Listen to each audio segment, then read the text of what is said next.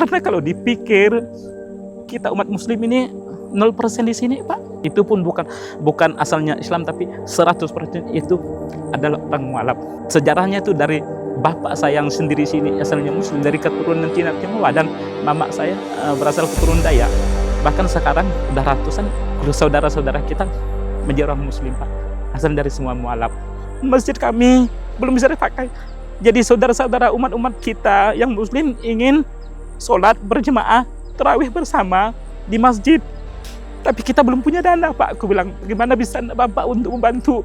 Semoga umat-umat kita muslim bisa menyisihkan amal ibadah untuk bekal di hari nanti. Saya bilang, kami suatu masyarakat di sini sangat bangga dan sangat bahagia kedatangan bapak-bapak untuk ke desa kami dengan membantu kami baca Al-Quran untuk saudara-saudara kita yang mualaf ini, Pak. Nah, kita sekarang udah berada di Sampan dan ini perkiraan akan memakan waktu 3 jam sampai di Kampung Lando Kaloy.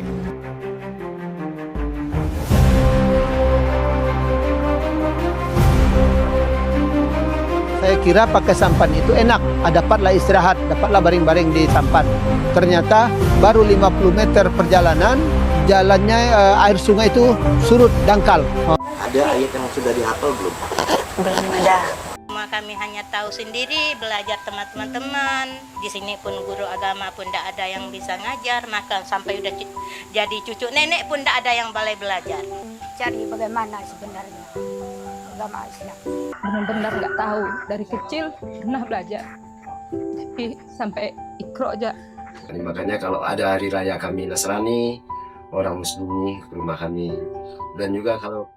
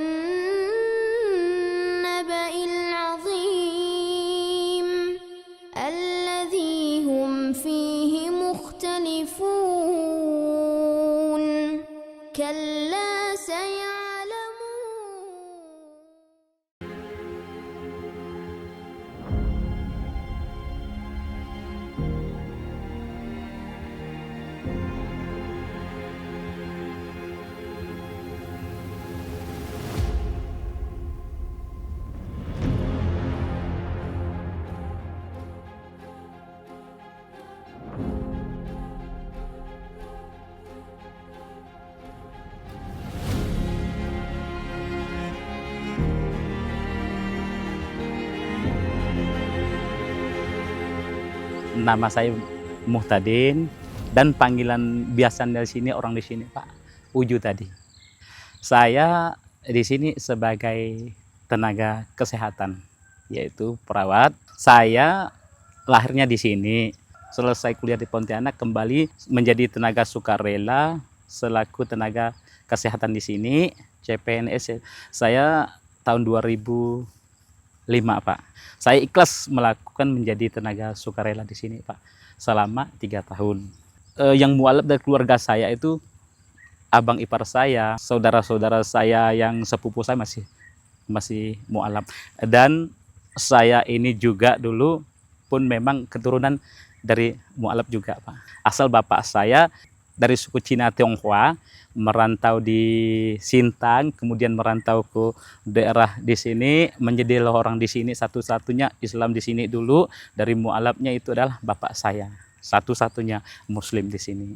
Ibu saya Muslim, tapi memang suku Dayak, karena nenek saya orang Dayak di sini, Pak.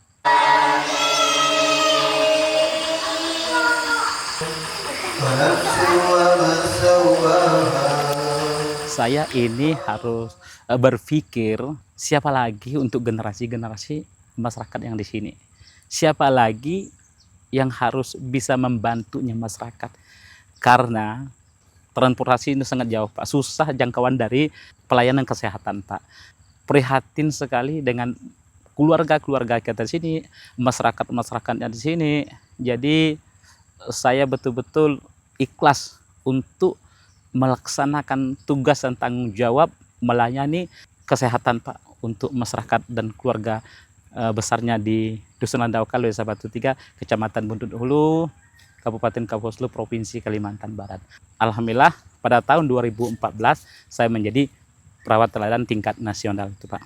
Beberapa tahun kemudian saya ditawarkan oleh Bapak Kepala Dinas, ditawar ke beliau jadi kepala puskes maupun ke dinas, saya tolak Pak. Mengapa saya tolak? Saya masih banyak PR Pak untuk masyarakat di sini. Karena harapan saya harus bisa membahagiakan masyarakat yang ada di desa di sini Pak. Bagi saya kalau jabatan itu belakang Pak. Dan uang itu adalah belakang. Cita-cita saya ini membahagiakan untuk masyarakat. Karena menjadi tenaga kesehatan itu Pak, itu beban luar biasa Pak. Beban terhadap negara, terhadapnya Sang Pencipta. Sumpah itu bukan hanya diikrar di bibir, karena ikrar sumpah itu bukan terucap di bibir, melainkan itu masuk ke dalam hati sanubari kita. Tanggung jawab tugas terhadap negara dan tanggung jawab tugas kita terhadap Sang Pencipta.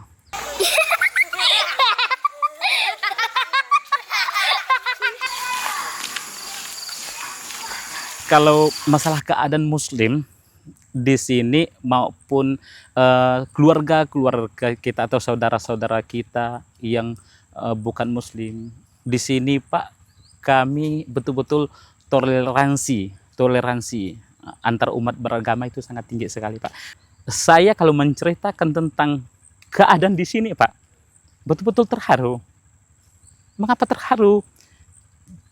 Apabila kegiatan-kegiatan agama seperti ini Pak, kegiatan membangun masjid, kegiatan-kegiatan agama saja itu, saudara-saudara kita yang non-Muslim itu ikut membantu kita Pak, bersama bergotong royong untuk membangun sarana ibadah. Dan sini tidak ada membedakan tentang agama yang Muslim, yang belumnya Muslim, mereka itu seperti saudara-saudara kita. Bahkan kita membangun sarana ibadah, dukungan dari mereka juga Pak, baik dari pemerintah desa maupun masyarakat atau saudara-saudara kita yang masih belum Muslim itu Pak, sangat betul-betul mendukung kita. Karena kalau dipikir kita umat Muslim ini 0% di sini Pak, itu pun bukan asalnya Islam, tapi 100% itu adalah orang mualaf. Sejarahnya itu dari bapak saya yang sendiri sini asalnya Muslim, dari keturunan Cina Tionghoa, dan mama saya berasal keturunan Dayak. Bahkan sekarang udah ratusan saudara-saudara kita menjadi orang Muslim Pak, asal dari semua mualaf. Allah dia dapat pahala. Kondisi mualaf atau Muslim di desa kita ini Pak, yang mengenalnya huruf Al-Quran itu sangat minim sekali Pak.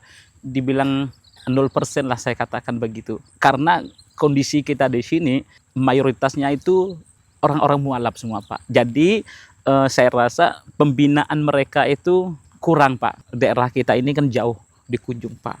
Jadi susah menghubungi. Hanya sudah beberapa tahun ini, 1 tahun ke belakang kemarin ini adalah membina kita Pak Ustadz Indra.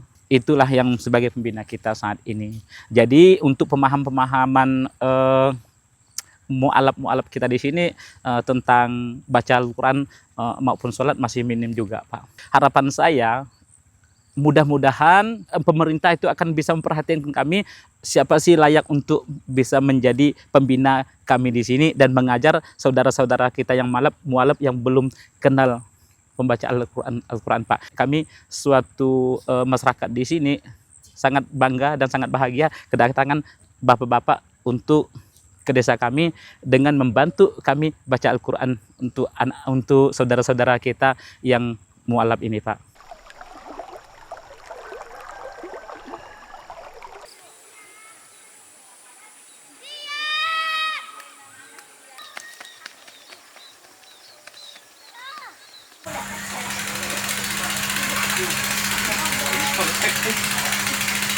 Guru itu di sini untuk PNS hanya 2 tuh Pak. Bahkan tahun ini 1 pensiun. Jadi PNS hanya 1 PNS di sini untuk gurunya. Di sini dari awalnya SD di sini memang belum ada guru agama Islam, Pak. Saya pun tidak tahu mengapa, dan juga guru agama Katolik pun belum ada, juga guru agama Kristen pun juga ada. Jadi harapan kami, Pak, saya tidak mengharapkan harusnya guru agama Islam harus ada, tetapi kalau bisa harapan saya guru agama Kristen juga ada, dan guru agama Katolik juga ada, dan guru agama Islam juga ada. Di sekolah tuh ada salah satu tenaga honorer kita, yaitu umat Muslim di situlah. Bahkan kadang-kadang Jumat, mungkin hari Jumat itu kalau dulu belum ada masjid, sekarang udah ada masjid, mungkin nanti untuk belajar wudhu, untuk belajar sholat, azan, mungkin kita disiapkan di masjid kita, Pak. Karena masjid kita ini yang baru ini tahun 2001 kita bangun, bahkan belum selesai. Alhamdulillah anak-anak kita di sini, Pak, mereka betul-betul rajin untuk belajar tentang agama, Pak. Inilah dia, masjid yang kami dirikan bersama umat Islam, khususnya para mu'alaf, dan juga yang paling unik, mendirikan masjid ini dibersamai oleh saudara-saudara kita yang beragama lain. Salah satunya adalah tokoh agama Protestan, yaitu Bapak Pendeta, dan juga daripada tokoh agama Katolik. Ini kita dirikan pada tahun 2021. Kami betul-betul banyak mengucapkan terima kasih dengan Pak Ustadz Indra. Sebetulnya saya itu prihatin, Pak, dengan Pak Ustadz Indra. Karena yang bisa membantu kami adalah Pak Ustadz Indra sama ini, Pak. Jujur, dari awal pembangun masjid, bahkan masjid kami bisa digunakan. Saya telepon dengan Pak Ustadz Indra, Pak Ustadz, masjid kami belum bisa dipakai. Jadi saudara-saudara umat-umat kita yang Muslim ingin sholat berjemaah, tarawih bersama di masjid. Tapi kita belum punya dana, Pak. Aku bilang, bagaimana bisa Bapak untuk membantu? Semoga umat-umat kita Muslim bisa menyisihkan amal ibadah untuk bekal di hari nanti, saya bilang. Saya telepon, waktu itu Pak Ustadz Indra masih di Brunei. Terus itu dia telepon yang kedua, beliau masih di Malaysia. Insya Allah, saya 3 hari lagi saya luncur ke Putus Ibau. Oke, saya kabulkan. Mudah-mudahan kita dapat rezeki. Begitu dapat rezeki, saya tidak tahu dana dari mana-mana. Katanya dana dari swadaya, saudara-saudara kita yang menyisihkan amal untuk ibadah saudara-saudara kita. Saya tidak tahu. Maka pada waktu itu saya turun. Begitu turun ke kecamatan, beliau itu akan memanggil saya, Pak Uju, kita dapat donatur untuk bangunan masjid dari semen segala kita siapkan itu, sehingga pada saat ini alhamdulillah masjid kita walaupun belum selesai tapi udah bisa kita pakai, Pak. Itu pengorbanan luar biasa untuk beliau, sehingga di sini saudara-saudara kita yang Muslim non Muslim itu dengan beliau itu seperti sudah akrab, Pak. Jadi kami merasa bangga seperti Pak Ustadz Indra itu bisa kami telepon, kami berbincang, itu selalu menunjukkan, selalu membantu solusi yang terbaik untuk umat Muslim di sini, Pak.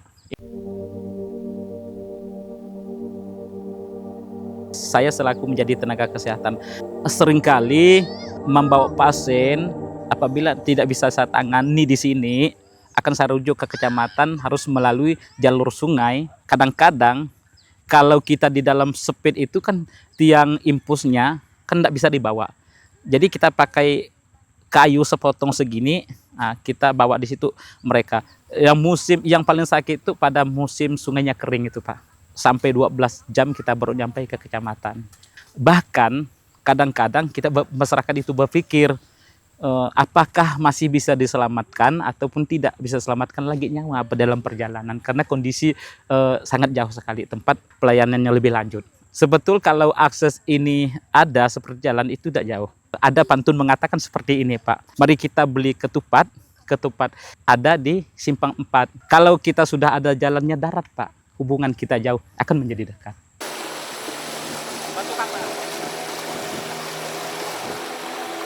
Jangan dulu, Pak, kapal jadi dulu.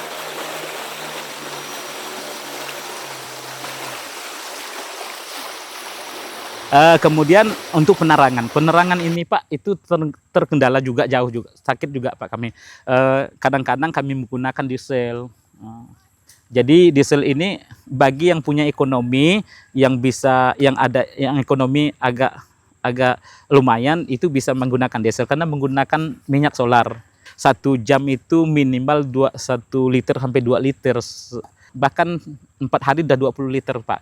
Jadi biayanya makan dan minum kecil daripada biaya masalah penerangan. Jadi harapan kami mudah-mudahan kita nanti di sini diperhatikan oleh pemerintah, akan ada penerangan itu Pak. Jadi karena penerangan itu sangat mempengaruhi sekali Pak. Bahkan listrik tidak ada, kemudian internet itu susah sekali. Di sini Pak, kalau ada berita keluarga yang sakit atau meninggal sampai hari yang ke-7, bahkan sampai hari yang kedua minggu belum tahu apakah bagaimana keadaan kondisi keluarga yang ada di kampung sana.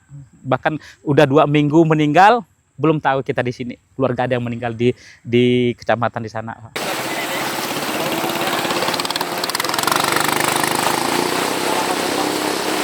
Kita menuju Sunandung Kalau biasa dengan kecamatan itu melewati jalur sungai.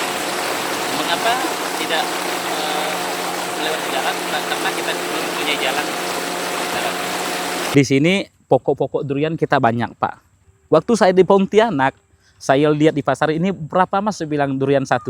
Dia bilang 80.000. Wah Mak, aku bilang 80.000.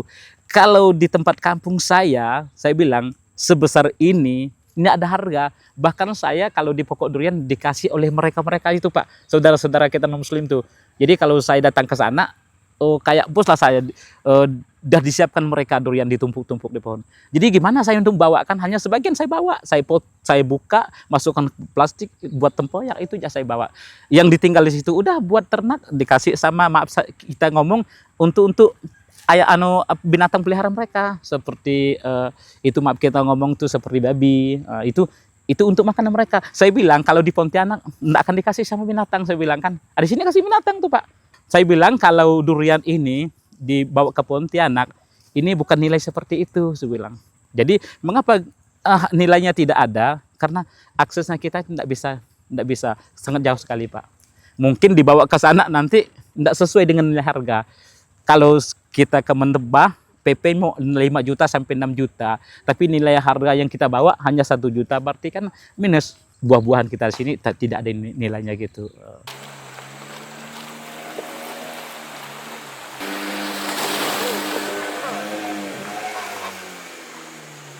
Untung diangkat.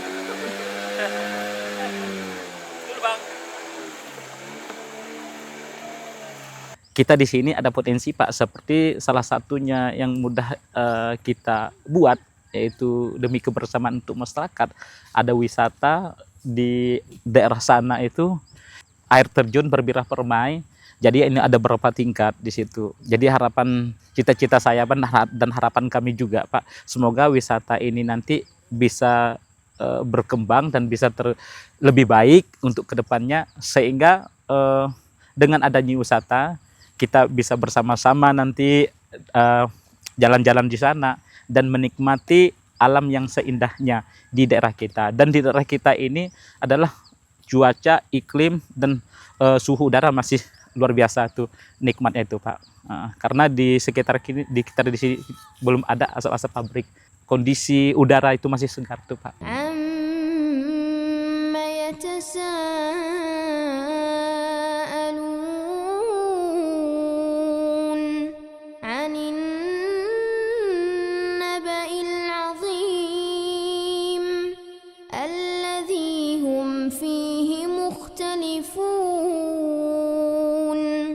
كلا